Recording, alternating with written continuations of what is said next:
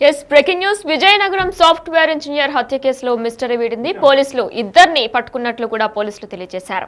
ఇదే నేపథ్యంలో ఫిబ్రవరి 10న తెర్లం మండలం నెమలం శివార్ల వద్ద ఘటన చోటు చేసుకుంది. సాఫ్ట్వేర్ ఉద్యోగి కొనారి ప్రసాద్ దారుణ హత్యకు గురయ్యాడు. హత్యకు పాల్పడిన ఇద్దరు నిందితుల్ని కూడా పోలీసులు అరెస్టు చేశారు.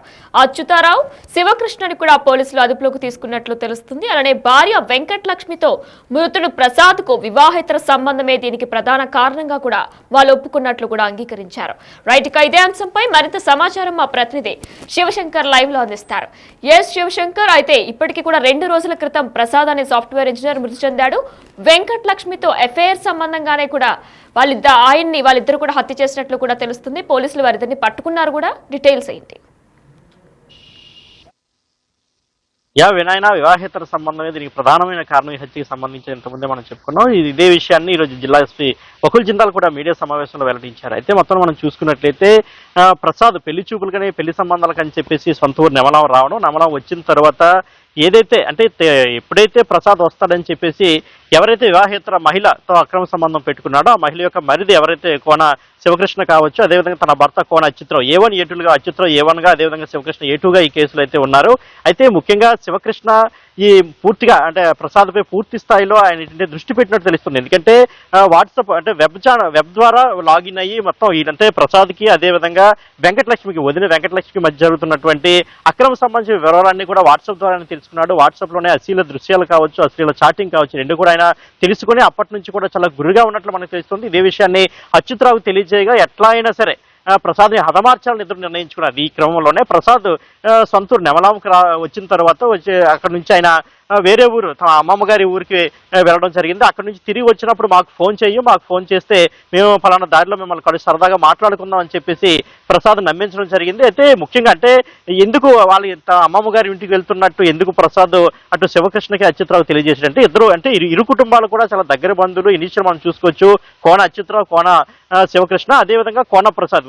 అంటే వీళ్ళందరూ కూడా సొంత దగ్గర బంధువులు కావడం, ఒకే గ్రామం కావడంతో సరదాగా ఫ్రెండ్లీగా చిన్నప్పటి నుంచి ఉండడం, ముఖ్యంగా శివకృష్ణ గ్రూప్ 2 ఎగ్జామ్ కి ప్రిపేర్ అవ్వడం, అదేవిధంగా ఇక్కడ ప్రసాద్ సాఫ్ట్వేర్ ఎంప్లాయ్ కావడం, అంటే ఇద్దరు కూడా వెల్ ఎడ్యుకేట్స్ కావడంతో సరదాగా ఫ్రెండ్లీగా ఉండడం, ఒక అన్నదమ్ములు కాబట్టి అన్నదమ్ములా మెలడం, ఫ్రెండ్లీగా ఉండడంతో నేను బయటికి వెళ్తున్నానంటే వాళ్ళు కూడా సరే వచ్చినప్పుడు మాకు చేసి సరదాగా బయటకు కలుద్దాం అంటే ఇదే విషయాన్ని ప్రసాద్ నిజం అనుకున్నాడు. సో అదే రోజు తిరుగు ప్రయాణం అయిన తర్వాత సుమారు 6:30 సమయంలో కోన శివకృష్ణకైతే సమాచారం అందించాడు, తిరిగి బయలుదేరని చెప్తే తర్వాత 9 గంటల సమయంలో మళ్ళీ ఫోన్ చేసి నేను వచ్చే దగ్గరలో ఉన్నాను, ఎక్కడ రావాలంటే ఏదైతే దగ్గరలో ఉన్నట్టు నాగావాలంటే కాలు ఉందో అక్కడ రమ్మని చెప్పి కోన శివకృష్ణ అయితే కోన ప్రసాద్ చెప్పినట్టు తెలుస్తోంది. వెంటనే వాళ్ళ మాటలు నమ్మి కోన ప్రసాద్ నాగావళి కాలు ఒడ్డుకి వెళ్ళగానే అప్పటికే హత్య చేయడానికి సిద్ధంగా ఉన్నటువంటి అచ్యుతరావు కావచ్చు, శివకృష్ణ ఇద్దరు కూడా కర్రలు పట్టుకుని సిద్ధంగా ఉన్నారు. కర్ర పట్టుకుని ఒక్కసారిగా తల మీద కొట్టగానే తనకి చంపుతున్నారని అర్థమైపోయి కోన ప్రసాద్ అక్కడి నుంచి పరిగెట్టే ప్రయత్నం చేశారు.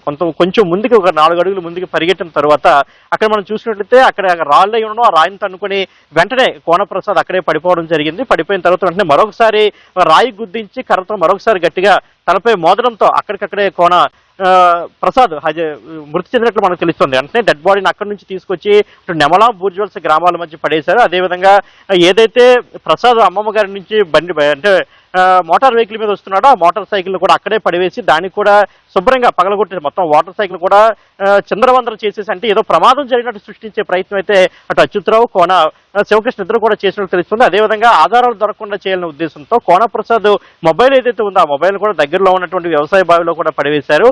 అయితే ఈ మొత్తాన్ని ఛేదించే క్రమంలో పోలీసులు ఒక్కొక్క విషయాన్ని కూడా మెల్లమెల్లగా తెలుసుకుని కేసుని అయితే ఛేదించాలని చెప్పుకోవచ్చు. ఏదైతే ఫోన్ కాల్ డేటా అంటే మొబైల్ దొరికితే కొంతవరకు కూడా వాస్తవాలు తెలిసే అవకాశం ఉందని చెప్పేసి పోలీసులు ముందు నుంచి భావించినట్లే మొబైల్లో ఫోన్ పడి ఉందని అంటే ప్రసాద్ నెంబర్ ద్వారా ఫోన్ ట్రేస్ చేశారు. ఫోన్ ఎక్కడ ఉందంటే బావిలో ఉందని తెలిసి ఆ యొక్క బావిలో నుంచి మొబైల్ ఫోన్ అంటే ఐఫోన్ తీసి దాన్ని ఓపెన్ చేసి చూస్తే ఫలానా వ్యక్తులతో ఫలానా సమయంలో మాట్లాడితే చనిపోయే ముందు రాత్రి ఎవరితో మాట్లాడినే కాల్ డేటా తీసి సో ఆ క్రమంలో అటు అచ్యుతరావుని శివకృష్ణ ఇద్దరిని కూడా పోలీసులు విచారించారు. విచారించగానే ఇద్దరు కూడా నేరం చేసినట్లయితే ఒప్పుకున్నారు. ఎందుకు నేరం చేశారంటే ఇలా ఫలానా మా యొక్క వదినతో తన అక్రమ సంబంధం పెట్టుకుని అందుకే చెప్పని శివకృష్ణ కూడా చెప్పడం లేదు. అదేవిధంగా అచ్యుతరావు కూడా తన భార్యతో వివాహేతర సంబంధం పెట్టుకున్నాడనే కారణంతోనే హత్య చేశామని ఇద్దరు కూడా ఒప్పుకున్నారు. అయితే అటు కోన ప్రసాద్కి అదేవిధంగా కోన అచ్యుతరావు భార్య కోన వెంకటలక్ష్మికి అంటే క్లోజ్ రిలేషన్ ఏర్పడడానికి మరో కారణంగా మనకు తెలుస్తోంది. ఏదంటే వెంకటలక్ష్మి కొంత చదువుకొని ఉండడం, అదేవిధంగా ఈ కోన ప్రసాద్ బెంగళూరులో సాఫ్ట్వేర్ ఎంప్లాయీ కావడం. అయితే అతను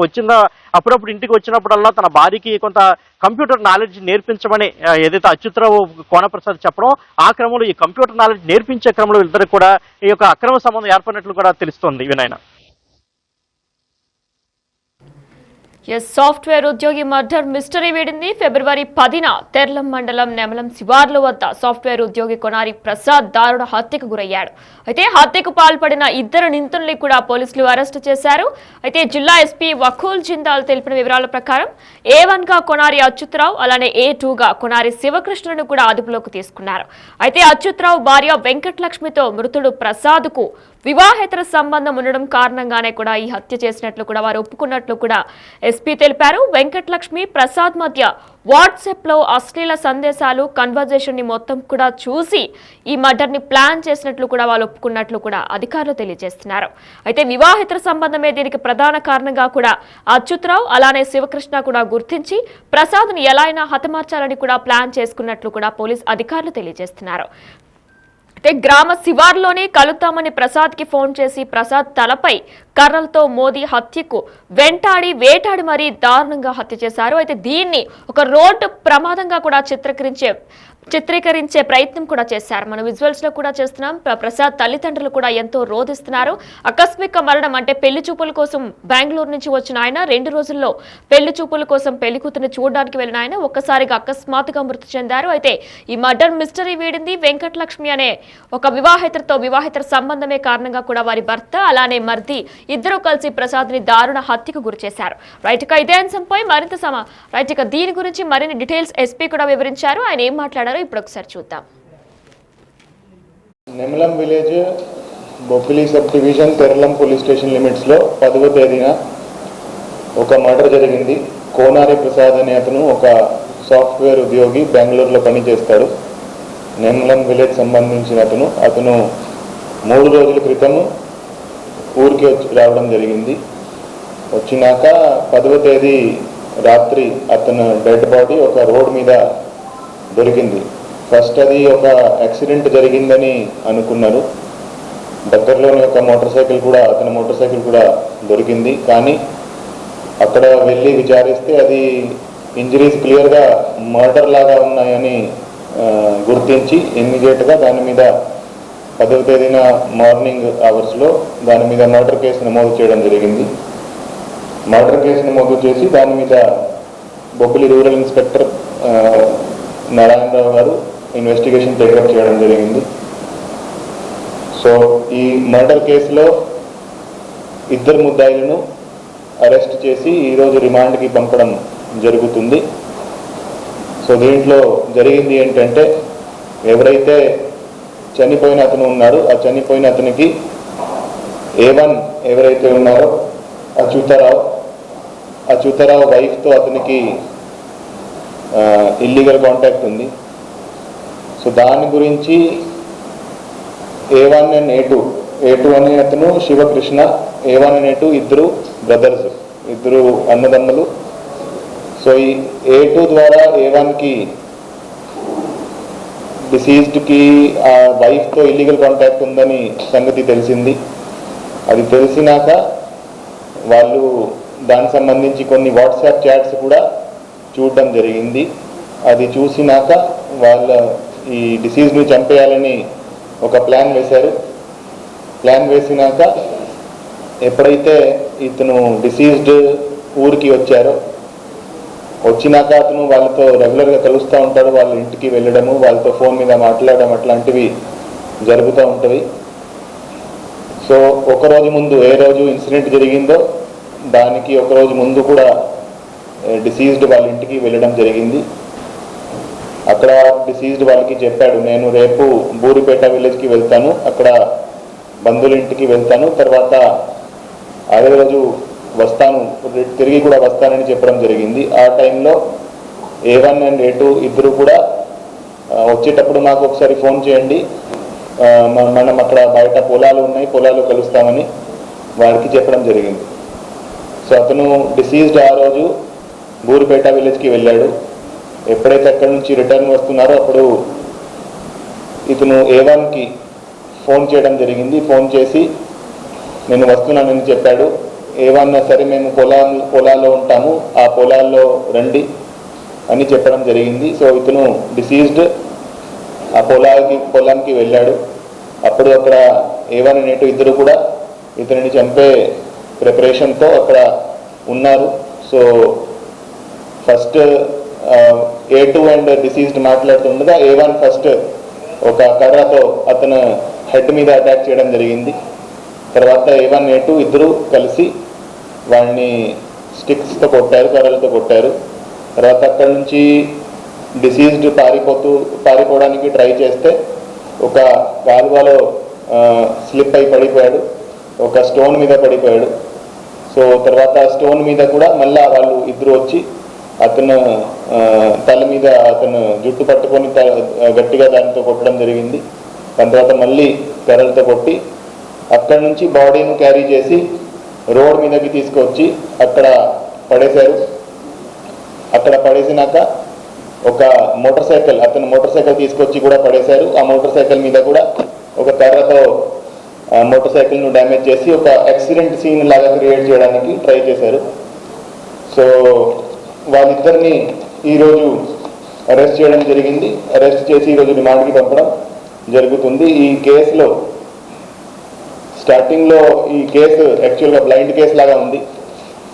సో ఈ కేసును ఇంత తక్కువ సమయంలో చాకచక్యంగా మంచి టీం ఎఫర్ట్ చేసి డిటెక్ట్ చేసిన బొబ్బిలి డిఎస్పీ గారికి, బొబ్బిలి రూరల్ ఇన్స్పెక్టర్ గారికి, తర్లం ఎస్ఐ గారికి అండ్ వాళ్ళ టీంకి అందరికీ అభినందిస్తున్నాము. వాళ్ళకి సర్టిఫికెట్స్ కూడా ఇస్తాము. Thank you. Nemalam village Bobbili sub division Teralam police station లిమిట్స్లో 10వ తేదీన ఒక మర్డర్ జరిగింది. కోనారి ప్రసాద్ అనే అతను ఒక సాఫ్ట్వేర్ ఉద్యోగి, బెంగళూరులో పనిచేస్తాడు. నెమలం విలేజ్ సంబంధించిన అతను 3 రోజుల క్రితం ఊరికి రావడం జరిగింది. వచ్చినాక 10వ తేదీ రాత్రి అతను డెడ్ బాడీ ఒక రోడ్ మీద దొరికింది. ఫస్ట్ అది ఒక యాక్సిడెంట్ జరిగిందని అనుకున్నారు. దగ్గరలోనే ఒక అతని మోటార్ సైకిల్ కూడా దొరికింది. కానీ అక్కడ వెళ్ళి విచారిస్తే అది ఇంజరీస్ క్లియర్గా మర్డర్ లాగా ఉన్నాయని గుర్తించి ఇమ్మీడియట్గా దాని మీద 10వ తేదీన మార్నింగ్ అవర్స్లో దాని మీద మర్డర్ కేసు నమోదు చేయడం జరిగింది. మర్డర్ కేసు నమోదు చేసి దాని మీద బొబ్బిలి రూరల్ ఇన్స్పెక్టర్ నారాయణరావు గారు ఇన్వెస్టిగేషన్ టేకప్ చేయడం జరిగింది. సో ఈ మర్డర్ కేసులో 2 ముద్దాయిలను అరెస్ట్ చేసి ఈరోజు రిమాండ్కి పంపడం జరుగుతుంది. సో దీంట్లో జరిగింది ఏంటంటే, ఎవరైతే చనిపోయిన అతను ఉన్నారో ఆ చనిపోయిన అతనికి A1 ఎవరైతే ఉన్నారో అచ్యుతరావు వైఫ్తో అతనికి ఇల్లీగల్ కాంటాక్ట్ ఉంది. సో దాని గురించి A1 and A2 అనే అతను శివకృష్ణ, A1 and A2 ఇద్దరు బ్రదర్స్, ఇద్దరు అన్నదమ్ములు. సో ఈ A2 ద్వారా A1కి